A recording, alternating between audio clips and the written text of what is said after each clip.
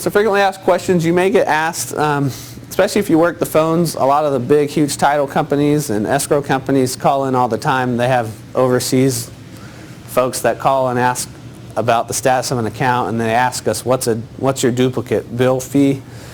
Our duplicate bill fee is a $2 fee that if they're going to be remitting payment to us without the actual tax bill, they can send us this $2 check.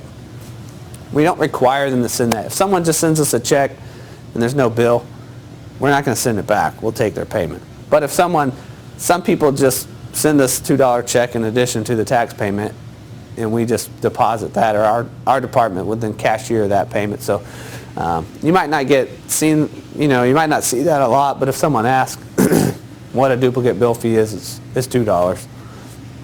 But we don't enforce this by any means. What's a TDA warning letter? TDA is tax deed application. That's our acronym for it.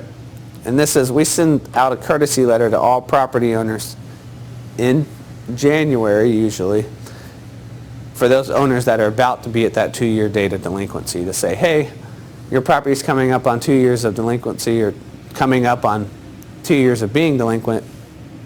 You might want to pay off your oldest tax year. This year we sent them on 2012. You might want to pay off your 2012 tax bill, because if you don't, you could be in danger of having a tax deed application filed. We're not required to send this letter, but we find that if we send this letter, it cuts down on the amount of tax deed applications, which cuts down on my department's work. So it's a little easier to head it off. Plus, property owners typically appreciate the one last warning before that could happen. All the information that we send on these is in the notes on the accounts page of our system. So, and I know you haven't looked in Taxus yet, which is our software, but there's a box that'll show you if one of these letters has been sent, and there's also big red lettering too. So, where do you change a name on property? You know, a lot of people come to us and say, hey, you know, this has my name and my deceased husband's name on it, or I want his name removed. Unfortunately, they need to go to either the property appraiser or get a new deed recorded with the clerk of the court to get that name changed on our tax roll. We can't touch anything on that, on our account page. Like, we can't change the name, we can't change the address. It all has to be facilitated through the clerk of the court or the property appraiser, depending on the situation. And then we'll get that new information next October whenever we get the whole new tax roll. So you also will run into, if people are comparing our website to the property appraisers, our website's really only updated once a year in October with ownership information. It's live as far as if it gets paid, it'll show it's paid. But the property owner is constantly updating ownership information on their website, so they might not necessarily correlate. I keep doing something with this thing. Let's see. Can you pay someone's property taxes then claim their property? No.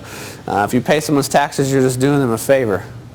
You have to buy a certificate on their property and then take it through the tax deed application process. So if someone's wanting to just pay those taxes off and say they can go move in, they don't really have any legal grounds to do so. They'd have to go through this process. So they'd have to compete with other bidders to buy that certificate, and then also compete with anybody at the tax deed sale, should it get to that point, to try to buy that property. So it's acquiring property by delinquent taxes is not the easiest method of doing it usually. Property owners given an extension to pay taxes if they don't receive their tax bill. You get this question a lot. I didn't get my tax bill. Well, unfortunately, statute doesn't play in their favor well. It says that they're responsible to know that property taxes are due and payable each year. If they don't get a bill, they need to contact us to find out how much is due. We do our very best to get everyone a tax bill. Well, 120,000 accounts, it's hard to know if your mailman didn't deliver it to you, or if the address that we got from the appraiser's office is correct. We send what they give us, and the property owner is responsible if they should be responsible to update their address with their appraiser's office if they move. So unfortunately, this doesn't set well with a lot of people that say they didn't get a bill. Typically, we can look at the history on the account and see, well, we've been sending this bill to the same address for the last 10 years. You've been paying it for the last 10 years. You should have known you should be getting one. And so, unfortunately, you need to pay what the current balance is due on that account. We can't go back and take any fees off or interest or anything like that.